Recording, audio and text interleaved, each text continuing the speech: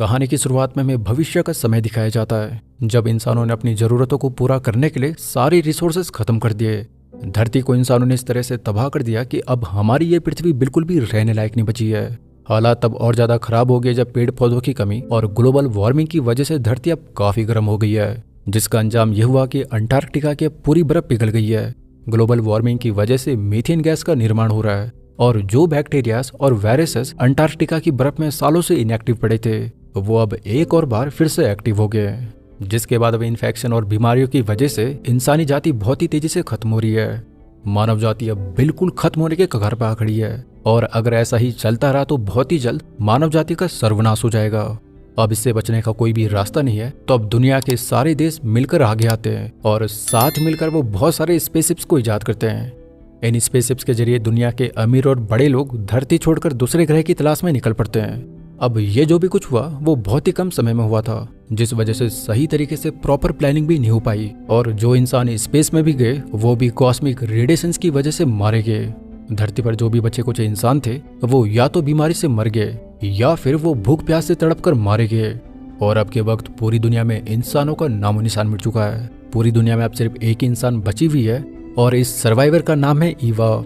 ईवा अपने एक रोबोट के साथ एक ऊंची पहाड़ी पर अपना रहन बसेरा करती है, क्योंकि शहर और मैदानी क्षेत्र अब बिल्कुल भी रहने लायक नहीं बचे हैं। ईवा के पिताजी जो कि एक मिलिट्री इंजीनियर थे, वो अब इस दुनिया में नहीं रहे, लेकिन मरने से पहले उन्होंने ईवा के लिए एक एआई रोबोट छोड़ दिया था और यही एआई रोबोट हमेशा से ईवा का ख्याल रखते हुए आया है। कोई उसे नुकसान ना पहुंचाए या फिर कोई उसका खाना चोरी ना कर दे, ये सब ये स्मार्ट रोबोट ही देखता है। मरने से ठीक पहले ईवा के पिताजी ने ये बेस उसके रहने के लिए बनाया था और ये रोबोट अब इस पूरे बेस की पहरेदारी करता है। ईवा पूरी दुनिया में सिर्फ अकेली इंसान है, लेकिन उसे लगता है कि शायद उसके ही जैसे कई सर्वाइवर इस दुनिया में होंगे।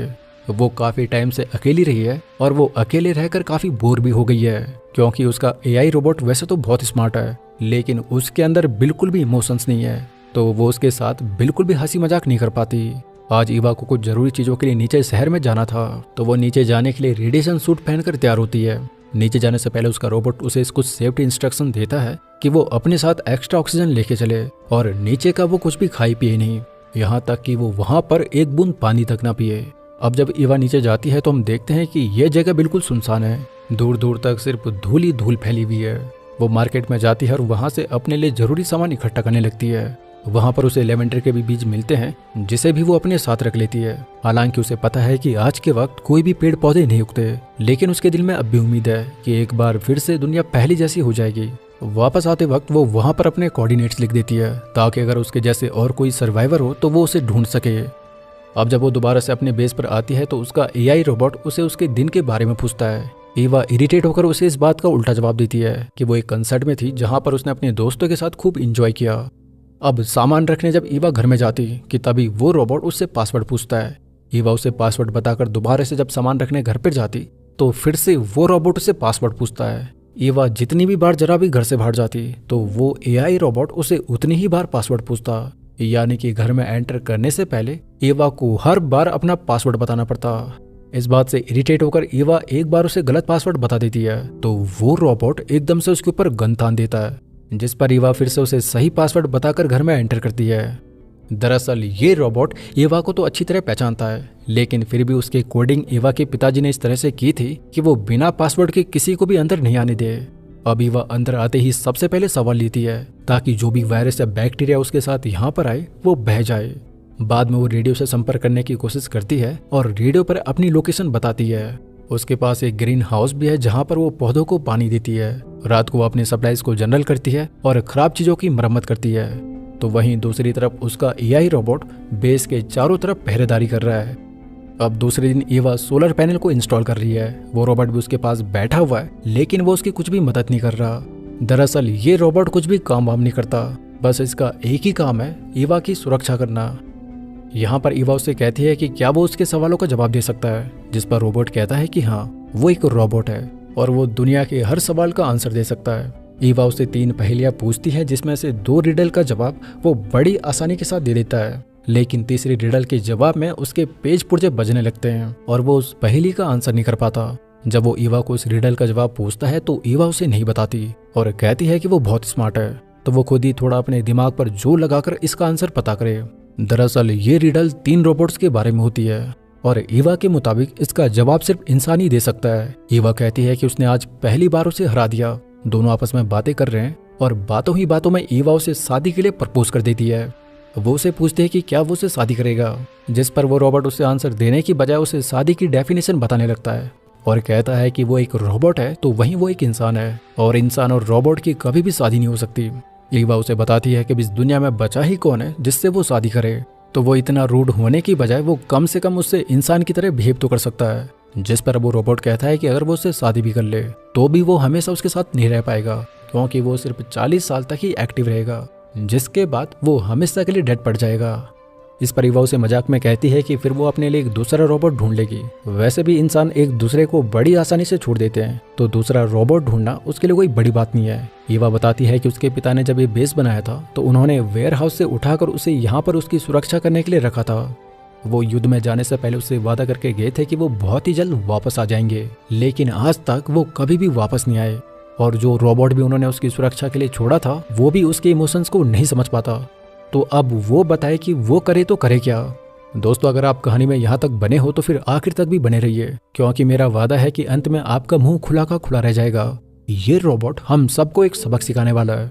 ईवा इस दुनिया में बिल्कुल अकेली है। वो जहाँ भी जाती वो हमेशा अपने कोऑर्डिनेट्स वहां पर लिख देती ताकि कोई तो इंसान उसे ढूंढने यहाँ पर आए, लेकिन शायद अब इन दोनों के अलावा इस दुनिया में कोई नहीं है। इसलिए ईवा ने उसे शादी का प्रपोजल दिया, लेकिन वो काफी रूड है। अंदर जाते वक्त ईवा उसे एक रोबोट के बेसिक 3 रूल पूछती है। वो रोबोट उसे तीनों रूल बता देता है, जिसमें पहला रूल है कि एक रोबोट कभी भी एक इंसान को नुकसान नहीं पहुंचा सकता, चाहे हालात कितने ही खराब क्यों ना हो। दूसरा रूल है कि रोबोट इंसान के दिए गए हर ऑर्डर को फॉलो करेगा। तो वहीं तीसरा रूल है कि वो अपने अस्तित्व को तब तक बना के रखेगा जब तक कि वो पहले 2 नियमों को फॉलो करता हो। हाँ, अगर वो पहले के 2 नियमों में से किसी भी एक नियम का उल्लंघन करता है तो उसके अस्तित्व पर खतरा आ जाएगा। ईवा उसे कहती है कि शायद वो भूल गया है कि उसे नए रिसोर्सेस को ढूंढने के लिए भी बनाया गया था, लेकिन वो रोबोट इस पे साफ साफ मना कर देता है और कहता है कि वो सिर्फ एक पहरा देने वाला रोबोट है जिसका काम है ईवा की सुरक्षा करना घुसपैठियों से, और इसके लिए ही उसे इजाद किया गया था। उसके हिसाब से घुसपैठी वही है जो कि उसका पासवर्ड नहीं जानता। ईवा भी इस पर गुस्सा हो जाती है और कहती है कि उसे अब तो पता भी नहीं होगा कि कभी उसने इंसानों का कत्लेआम किया था। वो उससे उस पल का जिक्र करती है जब सारी दुनिया तपती गर्मी की वजह से खत्म हो रही थी। साथ ही युद्ध के समय जब इंडिया के लोग तपती गर्मी की वजह से मर रहे थे तो वो बचने के लिए नॉर्थ कंट्रीज की तरफ भागे, लेकिन वहां पर उसी के जैसे कई हजारों की तादाद में रोबोट्स पहरा दे रहे थे। उसे तो अब याद भी नहीं होगा कि उसने किसी को भी नॉर्थ में नहीं आने दिया था, क्योंकि कोई भी उसका पासवर्ड नहीं जानता था। और जिस भी इंसान ने नॉर्थ में आने की कोशिश करी उसे रोबोट्स ने मार दिया, जिसका अंजाम यह हुआ कि लाखों की संख्या में लोग मारे गए। इस पर वो रोबोट कहता है कि ये इम्पॉसिबल है, क्योंकि कोई भी रोबोट्स कभी भी इंसान को नुकसान नहीं पहुंचा सकता। इस पर ईवा कहती है कि वो सब रोबोट पहले वॉर में मिलिट्री के लिए ही काम कर रहे थे और वो भी पहले एक मिलिट्री रोबोट था, लेकिन उसके पिताजी ने उसकी प्रोग्रामिंग को चेंज कर उसे पहरा देने वाला रोबोट बनाया। इसीलिए उसे अब पहले का कुछ भी याद नहीं है। अगर उसे अपने पिता की तरह उसकी प्रोग्रामिंग को चेंज करना आता तो फिर वो जान पाता कि उसने पहले इंसानों के साथ कैसे कत्लेआम किया है। अब शाम को ईवा और उसका रोबोट साथ में सनसेट देखते हैं और एक और बार वो रोबोट उसे उसी रिडल का जवाब मांगता है जो कि तब ईवा ने उससे पूछा था, लेकिन ईवा अब भी उसका जवाब देने से मना कर देती है। अगले दिन फिर से ईवा सोलर पैनल्स को इंस्टॉल कर रही है, तो तभी उसे ख्याल आता है कि अब तो क्रिसमस भी आने वाला है, तो उसे अब लाइट्स भी लगानी होगी। साथ ही उसे कहीं से क्रिसमस ट्री का भी इंतजाम करना पड़ेगा। वो अपने रोबोट से कहती है कि क्या उसे इस क्रिसमस पर कोई गिफ्ट चाहिए, जिस पर वो एआई रोबोट कहता है कि रोबोट्स गिफ्ट्स नहीं लेते। उसे तो ये भी नहीं पता कि गिफ्ट्स का क्या करते हैं। ईवा इसकी इस बात पर गुस्सा होकर कहती है कि वो बार बार भूल जाती है कि वो एक इंसान से नहीं बल्कि एक लोहे के डिब्बे से बात कर रही है जिसके अंदर कोई भी इमोशंस नहीं है, लेकिन वो कम से कम उसके लिए इतना तो कर ही सकता है कि वो इंसान होने का नाटक करे। रात को जब ईवा अपने बेस पर होती है तो वो रोबोट अजीब तरह से बाहर से उसे ऑब्जर्व कर रहा है। अगले दिन ईवा को क्रिसमस के लिए पेड़ चाहिए था, लेकिन अब के वक्त दुनिया में कोई भी पेड़ पौधे नहीं बचे, तो उसे कहीं से एक आर्टिफिशियल पेड़ लाना होगा, जिसके लिए वो नीचे शहर में जाने के लिए सूट पहनकर तैयार होती है। फिर से उसका रोबोट उसे वही सेफ्टी इंस्ट्रक्शन देता है जो कि वो उसे हर बार बाहर जाने से पहले देता है कि वो अपने साथ एक एक्स्ट्रा ऑक्सीजन लेकर चले। वो नीचे का कुछ भी खाए पिए नहीं, यहाँ तक कि एक बूंद पानी की भी। अब ईवा जब वापस से सामान लेने अंदर जाने लगती है तो वो रोबोट उससे पासवर्ड की मांग करता है। ईवा उसे पासवर्ड बताती है और अगले ही सेकंड वो रोबोट ईवा पर गन पॉइंट कर देता है, ये कहकर कि ये पासवर्ड गलत है। ईवा ये देख पूरी तरह स्तब्ध है। वो एक बार दोबारा से वही पासवर्ड बोलती है, जिस पर अब वो रोबोट अपना हथियार लोड कर देता है और कहता है कि वो पुराना नहीं बल्कि नया पासवर्ड बताए। दरअसल इस रोबोट का हर 3 महीने में पासवर्ड चेंज होता है, जो कि ईवा के पापा ने कोड बुक में लिखे हुए थे, लेकिन वो बुक अभी अंदर है और ईवा उसका नया पासवर्ड नहीं जानती।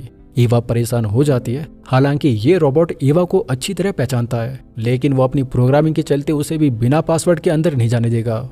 ईवा को नया पासवर्ड जानने के लिए पहले अंदर जाना होगा, तभी जाकर वो कोड बुक से पढ़कर उसे नया पासवर्ड बता सकती है। लेकिन अंदर भी वो तभी जा पाएगी जब वो उस रोबोट को उसका नया पासवर्ड बताए, यानी कि वो बुरी तरह फंस गई है। ईवा को जितने भी पुराने पासवर्ड याद थे वो सब बोल देती है, लेकिन कोई भी पासवर्ड सही नहीं है। ईवा का भूख और प्यास के मारे वैसे ही बुरा हाल है, तो वो रोबोट को बताती है कि उसके पिता सिर्फ उसकी सुरक्षा करने के लिए उसे यहाँ पर लेके आए थे। उसका काम है उसे प्रोटेक्ट करना, ना कि उसके लिए मुसीबत खड़ी करना।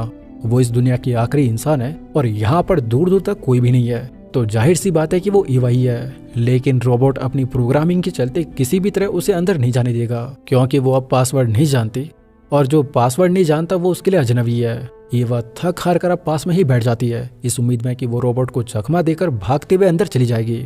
लेकिन ये खतरनाक रोबोट अपने हथियार को एक्टिवेट कर देता है। अब ईवा के लिए इसमें काफी खतरा था, तो वो एक बार फिर से रोबोट के पास आती है।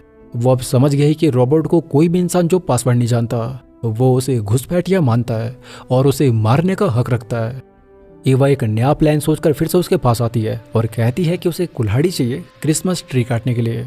ईवा का प्लान था कि जैसे ही वो रोबोट अंदर कुल्हाड़ी लेने जाएगा, वो चुपके से अंदर जाकर नोटबुक से पासवर्ड देख लेगी। लेकिन अविश्वसनीय तरीके से रोबोट को ये बात याद थी कि अब इस दुनिया में कोई भी जिंदा पेड़ नहीं बचा। वो कहता है कि अगर कोई पेड़ ही नहीं है तो फिर उसे कुल्हाड़ी क्यों चाहिए। अब ईवा ये सुन के पूरी तरह हैरान है कि रोबोट को इतना सब तो याद है, लेकिन ये नहीं कि उसका असली काम केवल उसकी सुरक्षा करना है। ईवा उसे लाख बार समझाती है कि वो अंदर जाकर ही उसे पासवर्ड बता सकती है, लेकिन ये एक रोबोट है, इंसान किस मुसीबत में है ये कभी भी नहीं जान सकता। ईवा उसे कहती है कि वो बस 1 मिनट के लिए उसे अंदर जाने दे, वो सही से उसे पासवर्ड बता देगी, और अगर वो पासवर्ड गलत बताती है तो वो उसे मार देना। अब इस पर वो रोबोट कहता है कि रूल्स के मुताबिक वो कभी भी उसे नहीं मार सकता, बल्कि वो किसी भी इंसान को नहीं मार सकता। ऐसे में वो सिर्फ उसी को मार सकता है जो कि ईवा को नुकसान पहुंचाने की कोशिश करे या फिर जो घुसपैठिया हो, और उसके हिसाब से घुसपैठिया हर वो इंसान है जो कि उसका पासवर्ड नहीं जानता। ईवा परेशान हो जाती है और उसे आज रात बेस के भारी रहना पड़ता है। रात को वो गुस्से में उस रोबोट पर पत्थर फेंक उसे भटकाने की भी कोशिश करती है, लेकिन वो रोबोट अपनी जगह से टस से मस नहीं होता। अब अगली सुबह ईवा के दिमाग में फिर से एक आइडिया आया। उसने अपने कपड़े उल्टे पहने, चेहरा ढका और रोबोट के पास पहुंचकर खुद को रिफ्यूजी बताया, जो कि यहाँ पर शेल्टर की तलाश में आई हुई है। उसने रोबोट को याद दिलवाया कि universal declaration of human rights के आर्टिकल 14 के मुताबिक कोई भी इंसान अगर खतरे में हो तो वो दूसरे देश में पनाह ले सकता है। अब रोबोट को भी ये नियम अच्छी तरह से मालूम है और रोबोट उसकी बात पर सहमत भी होता है, लेकिन वो कहता है कि इस मामले में पहले वो ईवा से बात कर उसकी परमिशन लेनी पड़ेगी। अब रिफ्यूजी के बेस में ईवा उसे पूछती है कि उसे ईवा कहाँ पर मिलेगी। रोबोट कहता है कि जनरेटर के पीछे। वो जनरेटर के पीछे जाती है और रोबोट उसे पीछे से स्कैन करने लगता है। यहाँ पर ईवा को लगा कि उसका प्लान काम कर गया है। वो जनरेटर के पीछे जाती है और एक और बार फिर से ईवा बनकर उसके पास आती है, और यही उसने सबसे बड़ी गलती करी। वो पहले तो एक रिफ्यूजी के भेस में उसके पास आई, लेकिन अब की बार वो दोबारा से ईवा के भेस में उसके सामने आ गई। साथ ही कल रात ईवा जब छिपकर उस पर पत्थर फेंक रही थी तो वो रोबोट उसे घुसपैठिया मान लेता है। तो अब ये रोबोट पूरी तरह सतर्क हो चुका है। वो तुरंत ईवा को रिपोर्ट करता है कि उसके अलावा यहाँ पर एक अजनबी और एक रिफ्यूजी भी यहाँ पर आए थे। अब ईवा इस पर गुस्सा हो जाती है और कहती है कि जब अगली बार वो रिफ्यूजी फिर से यहाँ पर आए तो उसे कम से कम 1 गिलास पानी का ऑफर करना। इतना कहकर वो चुपचाप यहाँ से चली जाती है और फिर से अपना लुक बदलकर वापस आती है, और अब की बार वो फिर से रिफ्यूजी बनी हुई है। वो रोबोट के पास आती है और उसे पीने के लिए पानी मांगती है, लेकिन इस बार ये रोबोट उससे सवाल पूछना शुरू कर देता है, जैसे कि क्या वो एक क्लाइमेट रिफ्यूजी है या पॉलिटिकल रिफ्यूजी। ईवा बताती है कि वो एक पॉलिटिकल रिफ्यूजी है क्योंकि क्लाइमेट रिफ्यूजी के पास कोई भी राइट्स नहीं होते। रोबोट्स कहता है कि अगर ऐसा है तो वो अपने डॉक्यूमेंट्स उसे दिखाए। ईवा इस बात पर गुस्सा हो जाती है और कहती है कि वो अपने देश से अपनी जान बचाकर यहाँ पर आई है, तो भला कैसे उसके पास डॉक्यूमेंट होंगे। इस पर रोबोट कहता है कि अगर उसके पास डॉक्यूमेंट्स नहीं है तो कम से कम उसे इतना रीजन तो देना ही चाहिए कि वो यहाँ पर क्यों आई। जिस पर अब ईवा उसे एक झूठी कहानी बताती है कि उनकी कंट्री में वॉर चल रही है और अटैकर्स ने उसके पूरे परिवार को मार डाला और अब वो किसी तरह से अपनी जान बचाकर यहाँ पर पहुंची। एक रिफ्यूजी होने के नाते वो रोबोट से उसे पानी पिलाने को बोलती है। रोबोट कहता है कि वो उसे पानी जरूर पिलाएगा, लेकिन वो तब तक उसे पानी नहीं पिला सकता जब तक कि उसने पहले ईवा को पानी ना पिलाया। उसे पहले ईवा को पानी पिलाना होगा क्योंकि ईवा काफी समय से प्यासी है, तो वो डिहाइड्रेटेड होगी। लेकिन ईवा पानी तभी पी पाएगी जब उसे पासवर्ड मालूम हो। ईवा थक हार कर वापस लौट आती है। उसे बहुत ज्यादा प्यास लगी है और वो लगभग अधमरी हालत में है। वो एक बार फिर से रोबोट से पानी मांगती है, लेकिन अब भी वो रोबोट उसे पासवर्ड की मांग करता है। ईवा जो कि लेवेंडर के बीज तब अपने साथ लेकर आई थी, वो उन्हें वहां पर बो देती है। अब कोई भी रास्ता न होने पर ईवा डिसाइड करती है कि वो शहर में मौजूद पावर प्लांट के अंदर जाएगी, शायद उसे वहां पर पीने के लिए पानी मिल जाए। वो फिर से सूट पहन लेती है। उसका ऑक्सीजन लेवल भी काफी ज्यादा कम हो गया है। जैसे तैसे वो मशक्कत कर हिम्मत जुटाकर वो एक रस्सी के सहारे उस पावर प्लांट में एंटर कर जाती है।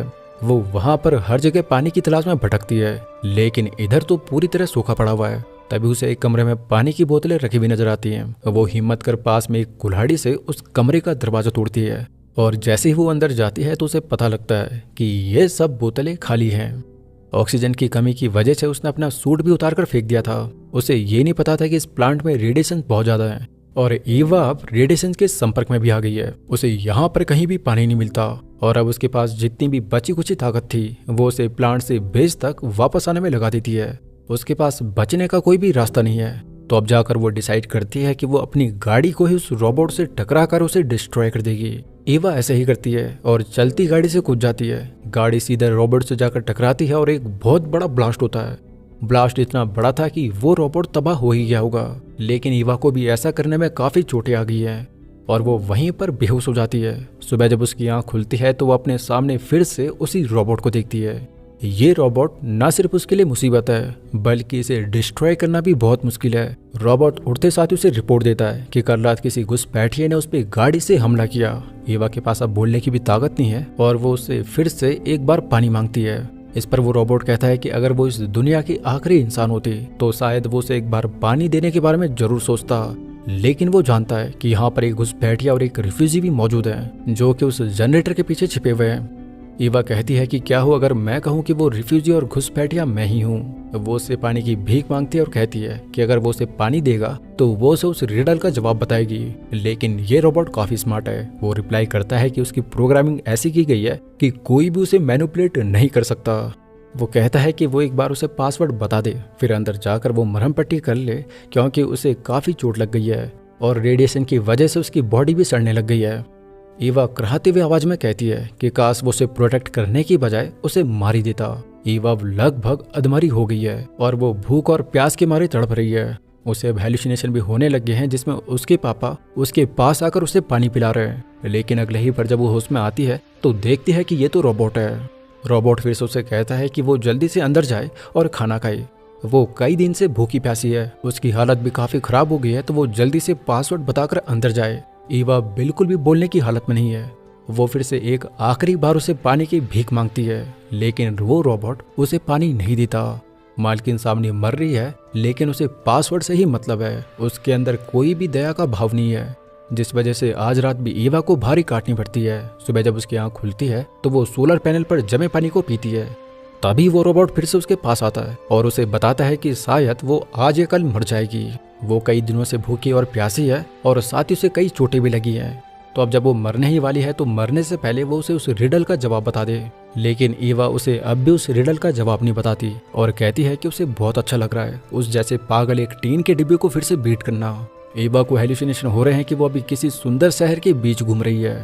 रोबोट उसे बताता है कि अगर वो मर गई तो उसका पासवर्ड खुद ब खुद रिसेट हो जाएगा, लेकिन तब जब ईवा ही नहीं रहेगी तो फिर इसका क्या फायदा। ईवा अपनी आखिरी सांसें गिन रही है और वो एक आखिरी रिक्वेस्ट उस रोबोट से करती है कि वो उसके मरने के बाद उसके लेवेंडर के जो बीज हैं उन्हें वो पानी दे देना।